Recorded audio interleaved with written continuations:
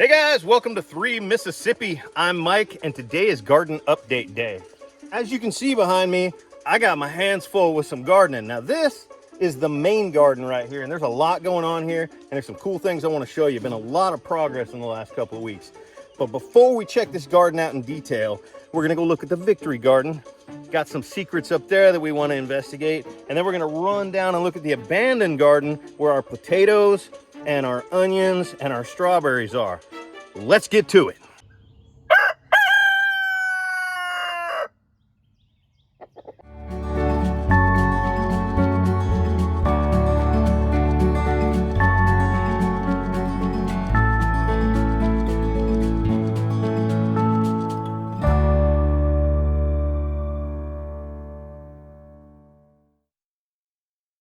I also have all of these that I still need to plant. These are watermelons. I have a bunch of watermelons here. I think there's probably about 16, and then probably another 16 cantaloupe. There's still a few peppers here that I haven't put in the ground. I don't know if I will. I've got some tomatoes here that I never got into the ground. I think they were kind of extras, so I may not put those in the ground. I might just give them to some people, but I definitely want to get the melons in the ground really soon because summertime, watermelons, of course. So here at the Victory Garden, we got some cool stuff going on, all right? Obviously behind me here is some sweet corn, which frankly I could have done better. I could have fed it earlier. It didn't do as well as I would like, but it really wasn't what I focused on this year. Not that that's an excuse. But over here I've got a lot of greens, kale, collards. We're gonna harvest a bunch of that right now.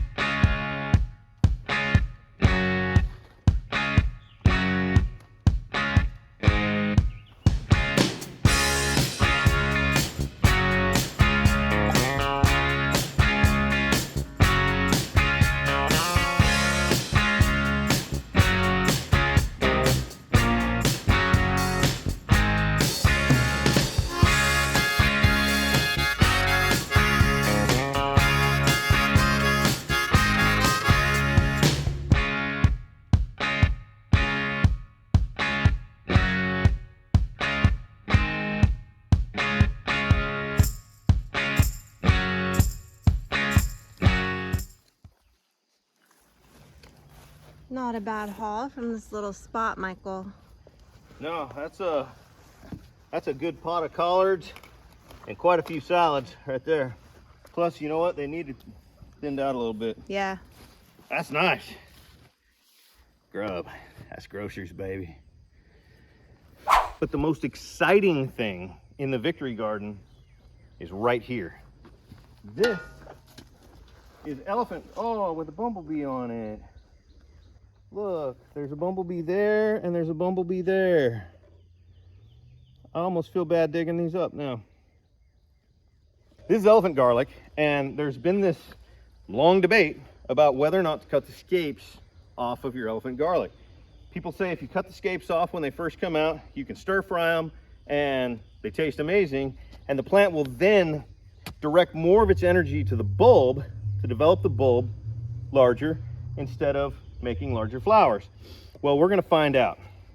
What I have right here is elephant garlic that I did cut the scapes off of.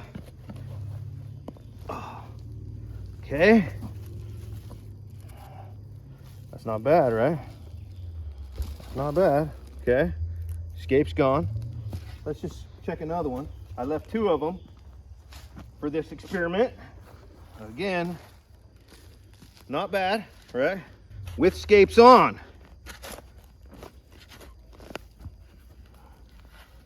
Whoa. Whoa. Look at that drastic difference. Oh, it's so much smaller. Holy cow. Let's check one more. Well, guys, the jury is no longer out. That debate's settled. Cut your scapes off. crazy. Let's go check out the potatoes.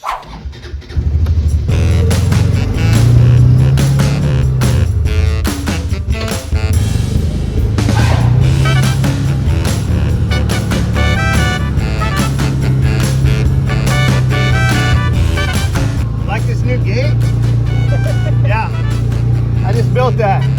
Going to the garden for two, check on the potatoes. Woo-hoo. This is what going grocery shopping looks like in the South. Come on! Woo! Welcome to aisle 3. So, these are the potatoes. You know, you still got blooms on them right now. When these potatoes look like they're about dead above the ground, that's when they'll be ready. Right now, you know, with all these things in bloom, this is when they're actually setting out potatoes underground. So we're gonna keep checking on these. And when they start turning brown and kind of dying off, that's when we will harvest our potatoes. We got a few onions over here that are still doing okay, but I harvested most of them. We can go check on these strawberries and see if we're keeping those alive. These strawberries, this is not where we want these strawberries, but oh, that's a nice little strawberry right there. Ooh. Think that one will make it in the house? Nope, I do not. It will not, I can attest. Ooh. Guys, that is delicious. Absolutely delicious. This is not where we want these strawberries next year, but I'm trying to keep them alive, just give them to limp along so that I can transplant them next year. And what I am doing is, see how these things got little runners like this? Normally you would kind of keep these runners cut off and keep them kind of under control. But what I'm gonna do is encourage that runner to root. So I have one more bare root strawberry right there at the end of the season. And then I'm gonna transplant all of these, oh wow, up to the main garden. Woo. Camera person, would you like a strawberry? Sure. Oh. I'm not trying to ruin my dinner or anything, but oh, let me try it again. Oh, I suck at this game. You're 2 for 2. One more time. Oh, There you go. These are good strawberry. I told y'all we're gonna look at the main garden last. Let's go check it out.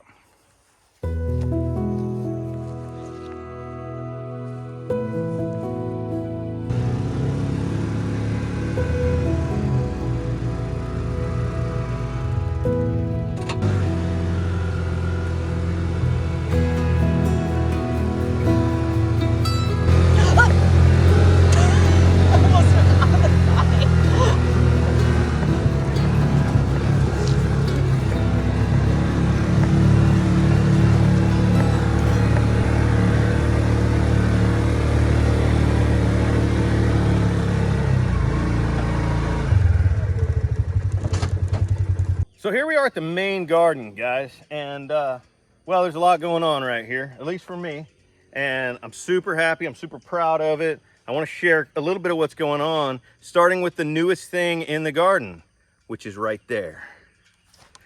Boom, right here, guys. Not that, that's a weed. We're gonna get rid of that. We don't like those. Right here are some baby radishes. Now, I came in and planted these about a week ago, and what I'm gonna do now is thin them out, okay? I'm gonna, till there's one radish per spot. And the pieces that I thin out, these are gonna go right into a salad, because they're yummy. Down here, I planted more radishes, okay? And this bed that I got the Pirate's X on, this is a spot where I'm gonna plant more radishes this week, so that they're a week ahead, or a week behind rather, those radishes. Then right here, I planted some sunflowers. These are gonna get up and shade these from the afternoon sun a little bit here before long, because it's gonna get quite hot. Then a week later, I'm going to plant this bed with my little Pirate's X on it. And then a week later, I'm gonna plant this bed. You see a theme here? The idea is I want to have every week, once I get my first radishes, I want to have 20 to 30 radishes every week. That's the idea. And radishes are like a 28 to 30 day crop, so it's really easy to do succession planting with those. Now, if we step on down a little ways, right here, I planted purple hull beans, okay? Got a bunch of beans popping up, and these have just popped up recently, and they actually need watered. I'm gonna do that. And I'm gonna finish this row with beans also. But let's talk about what's right behind me. Right there, the zucchini. Black Beauty zucchini. Check these out, guys. Oh yeah. Little guy's getting loaded. So we got what, 1, 2, 3, 4, 5, 6 zucchini plants here that are already starting to put on zucchini. Oh, look at there, look at there. Oh, we'll be eating that one right there in a week. That little guy right there? Yep. We'll be eating that in a week. Now, the thing about zucchini, guys, about especially Black Beauty zucchini, is once you start getting zucchini, holy cow, you're getting zucchini one after another. So with 10 plants, we should not have a shortage of squash. Now, if you look on down the rest of this row, you're gonna notice some stuff popping up down there. Throughout the rest of this row, I planted some later squash, what I call winter squash. So I got my butternuts, my acorn squash, my spaghetti squash, all coming up right now. And those are gonna continue to grow on into the fall. And don't you eat my okra plants. Hey, you don't like okra. Hey, you don't like okra. I'm gonna have a chat with that cat. Let's go look at the okra. My precious. My precious. Oh, hi guys. So what we have right here is a 100-foot row of Jambalaya okra. I don't know if you guys realize how much okra that's potentially going to be. These are gonna get to about 3 feet tall, and they're gonna put out a lot of okra per plant, like 20 to 30 pods per plant is the goal. So that times 100 is a lot of okra, but we like okra down here, so it's all good. Let's go look at the cucumbers.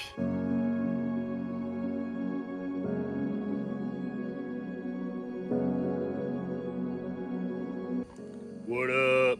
We actually have 3 varieties of cucumbers here, and you can kind of see where they separate by the height of the plant. Now, these were all planted at the same time. Different varieties move at a different speed. So down here on the end is my Boston pickling cucumbers, okay? In the middle here, the runts of the bunch, these are Alibi, which is an F1. The Bostons are a heirloom, also a pickling cuke. And then these guys that are going crazy down here on the end, these are a straight 8 heirloom cucumber, which you can pick early for pickling, or you can let them go. And as the name would suggest, they should be nice, perfect, straight 8-inch cucumbers for, you know, salads and whatnot. But if you dig down inside of this jungle, we can see some cucumbers already appearing. Are we ready? Oh, look, look. You see all these blooms? All these blooms? Look at all these little baby cucumbers popping up everywhere. Everywhere, little baby cucumbers. It's insane. We're gonna have a couple of cucumbers. I'm just saying. All right, I call this row the Fahrenheit row, and I'm not talking about Christian Dior Fahrenheit. I'm talking about temperature, y'all. Temperature in the mouth, on the tongue. We're gonna light you up with what's going on right here. So we're gonna start it kind of mild. We got our bunching onions, all right? To some people, those are spicy, but we have a nice little start of bunching onions, and I actually started some new seeds right here just a couple of days ago. So this bare spot is going to be more bunching onions behind these. But we got bunching onions, we got bunching onions. Hold on, time out for weeds, and that weed's dead. All right, right here. Ooh, look, see that? What do you see right there? These are called ahi pineapples, and they are mild, not too spicy, awesome for pickling, but I believe they belong in the Fahrenheit aisle because they are a pepper, okay? So we move on down, still ahis, still ahis. Whoever can tell me what kind of pepper plant this is, I will give you a free Scott Southworth CD, okay? Tell me what kind of pepper plant this is right here that randomly grew up amongst my ahi pepper and I let it stay. So, still ahis, still ahis. I have a lot of ahis going here. I do like them. Now, right here, you notice how suddenly they start looking a little different, right? All right, so what we have right here is the beginning of our hotter peppers called Cayenne. These are an Arapaho Cayenne, and this is actually an F3. So I bought F1 seeds, and I've been harvesting the best seeds from the best peppers from the best plants, replanting them every year till an F2, now an F3, and I'm trying to stabilize an Arapaho pepper plant into one that I can collect my own seeds from every year, and I can really believe that I know what the end product is going to be. Now, as we come down through here, we see some that vary. Like, for instance, this plant right here, not the healthiest plant, little spindly, okay? I'm not going to pull seeds from that plant. I'm just not. These plants are looking pretty good, but this one is actually not producing peppers yet. It's not liking the environment as much. This one right here, plant's looking healthy. Look how small the peppers are looking. Probably not going to harvest seeds from this plant, even though the peppers are probably going to be fine. Come on down. This is one of the ones that I topped kind of late, so it's not fair to judge that one yet. I'm gonna hold off. This one's looking pretty good all the way around. I'm liking the size and shape of the peppers and the overall health of the plant. Same with this one. Ooh, that one's starting to turn. We're gonna have red peppers here soon. This plant is a huge contender for the one I'm gonna harvest seeds from this year. It's absolutely loaded with peppers. They look right. They've got to pass the taste test, obviously, in order to be in the contender. But by the time I get this experiment out to F4, F5 at the latest, I should be pretty good. So we keep coming down. Again, we got kind of an unhappy plant here. Weird looking little peppers. Won't harvest seeds from that. This one's looking amazing. Peppers are looking amazing.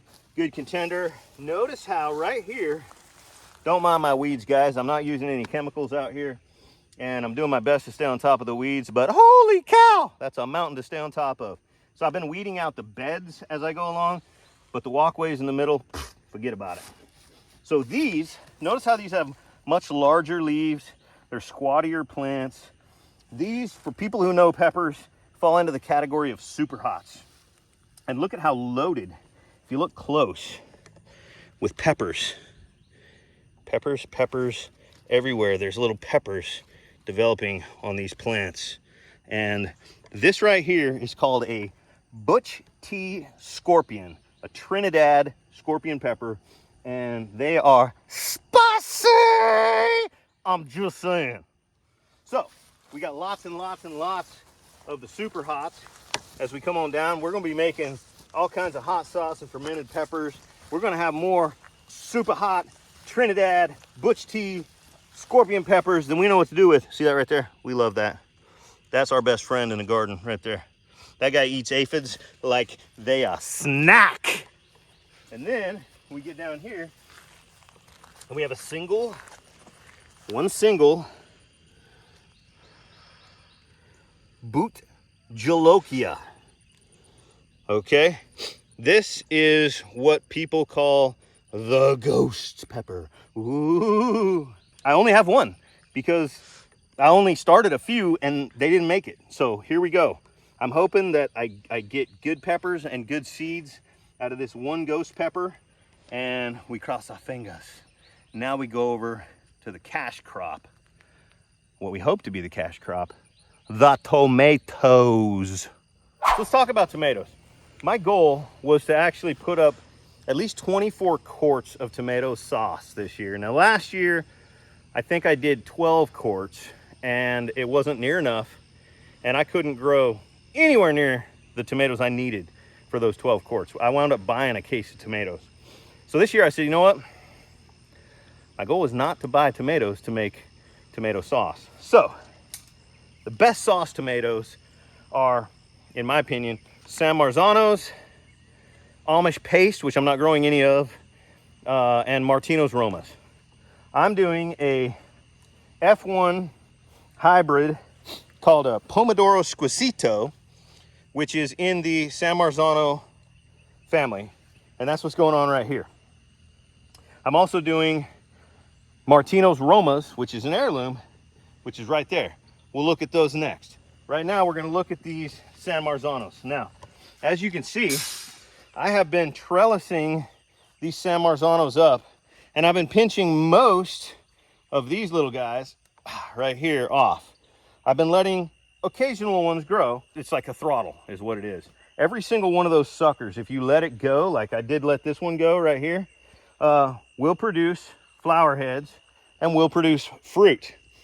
The problem with letting a tomato plant just go wild is it wants to, these indeterminate varieties want to be a vine. They want to lay down on the ground, a vine across the ground. Where vines touch the ground, they will root, they will continue to vine out, and they will continue to grow indeterminately until the first frost. And they'll make a ton of tomatoes. And their goal is to make tomato seeds, mind you. Tomato seeds. They want to propagate. They want to make more babies, more tomato plants, right? Our goal is quality. We want the best, most palatable tomatoes. So instead of letting this tomato keep every sucker that tries to grow, I thin them out, all right? And I keep them what I consider to be manageable and feedable. Remember, I have to be able to give this thing enough nutrients to make really healthy. I mean, look at those. That's a ridiculously beautiful San Marzano tomato, and this thing is loaded with them. Holy moly. And they're going to be turning red anytime now. So yes, would I have gotten more tomatoes if I just let them go crazy? Probably, but they weren't the ones I wanted. These are the ones I wanted. I still have some trimming and some managing and some tying up to do. There's only one of me, you know. Frankie is extremely helpful, but she also has a life. So this is a lot of garden to manage. Oh my goodness. Look at that, starting to change colors a little bit. That's gonna be red. That's gonna be red in no time. Yeah. So anyway, as you can see, we have a lot of San Marzano tomatoes. And I don't know if you guys remember early on, the first flush of tomatoes that came in, I was battling a little bit of blossom end rot. You can watch one of my other videos on blossom end rot. Pretty easy to identify the causes of it most of the time, and pretty easy to solve for. So right now, I don't have a tomato one on these plants with blossom end rot, and I have a lot of tomatoes here. So we got that under control, and with a little bit of good watering practices and some garden lime. So let's go take a look at those San Martino Roma tomatoes. So here we go.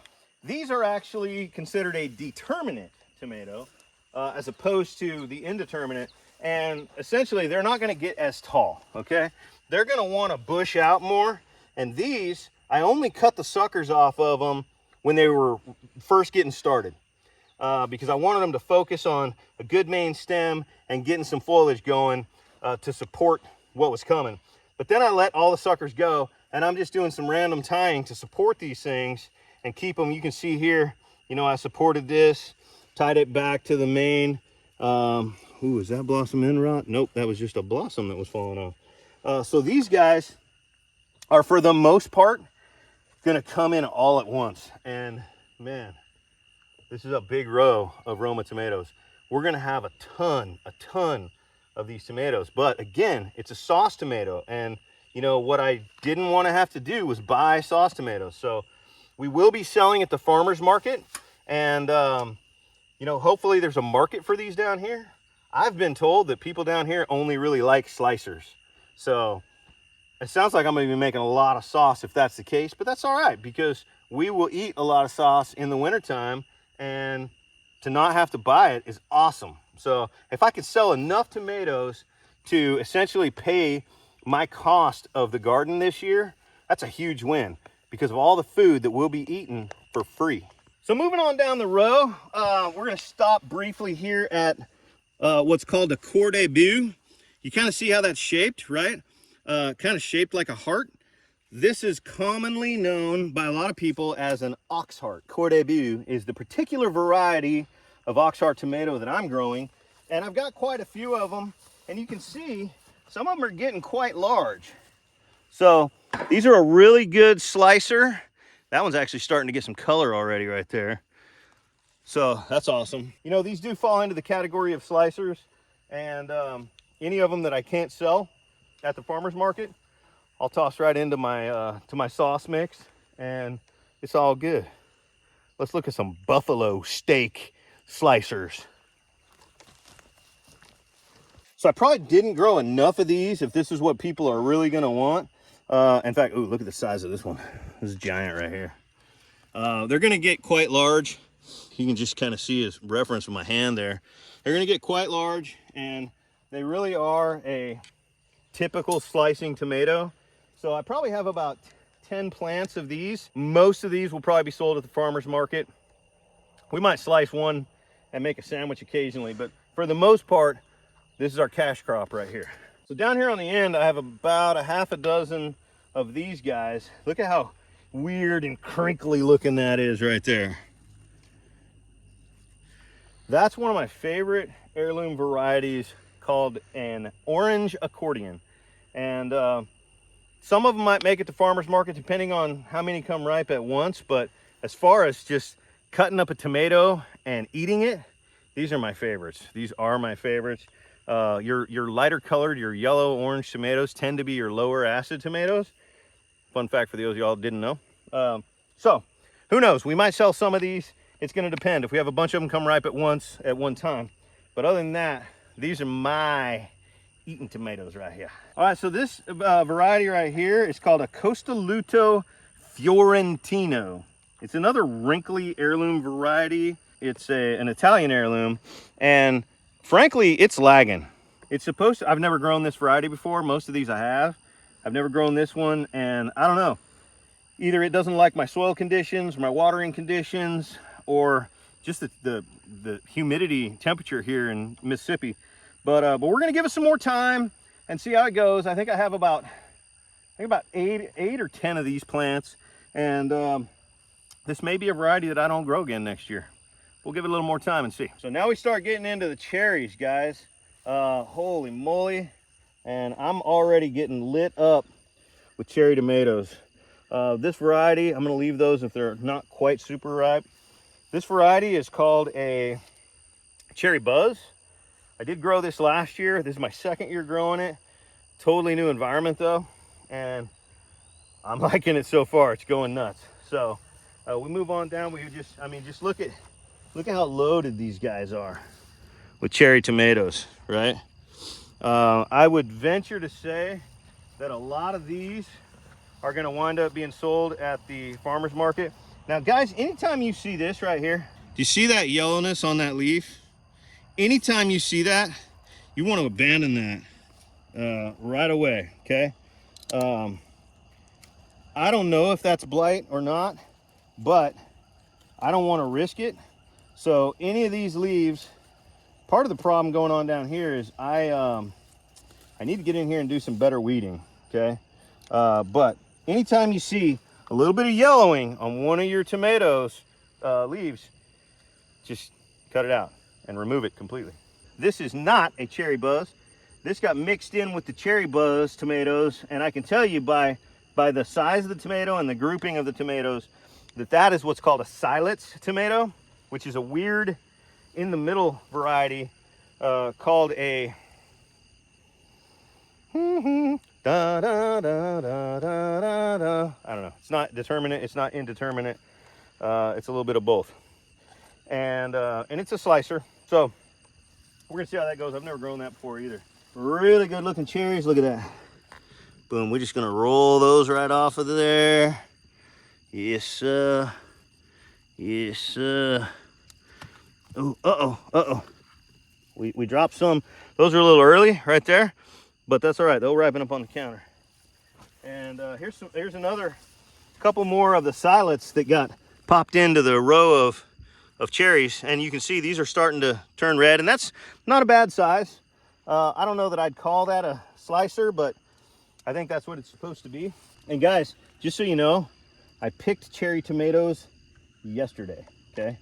So everything we're seeing right now that I'm picking is just what wasn't ripe yesterday. That's how this is going. We just started getting ripe cherry tomatoes 2 days ago. 2 days ago was the first half dozen that I took in the house. Then yesterday I took, what, 8 or 10 in the house. Today, here's what we got. Imagine what tomorrow's gonna look like. From this point forward, really until the first frost, these guys are gonna be putting out like crazy. Now, down here I have a couple, just a couple plants. I didn't grow that many. Ooh, there's one that's ripe. Ooh, yeah. These are called lemon, I think they're called lemon drop tomatoes. I have 1, 2, 3, 4, 5. And they're quite loaded, so we should start getting a decent amount of them in, but oh man, these are super, super good. You know, when you're a farmer, you're learning something every year. You're trying new varieties every year. You're continuing to plant proven varieties, and you're continuing to develop those proven varieties to be even better by only harvesting seeds from the healthiest plants, and then the best fruit from those healthiest plants. And every year just kind of continuing to develop the variety that you're growing to a variety that does the best in your microclimate. In your microclimate. There was an M in there. I missed it, but I found it. So, guys, that's where we're at. It's getting dark now, and Mama got salmon in the oven. So, thanks for stopping by. I appreciate you guys hanging out at 3 Mississippi. I hope you're gardening. I hope you're having some success with your garden. If you're not gardening, I hope that something I do or say inspires you to just get one pot and plant one thing and see how it goes. See if you got that green thumb. Don't forget to like the video, subscribe to the channel, and click the bell so you get the notifications. And go grow some food, guys.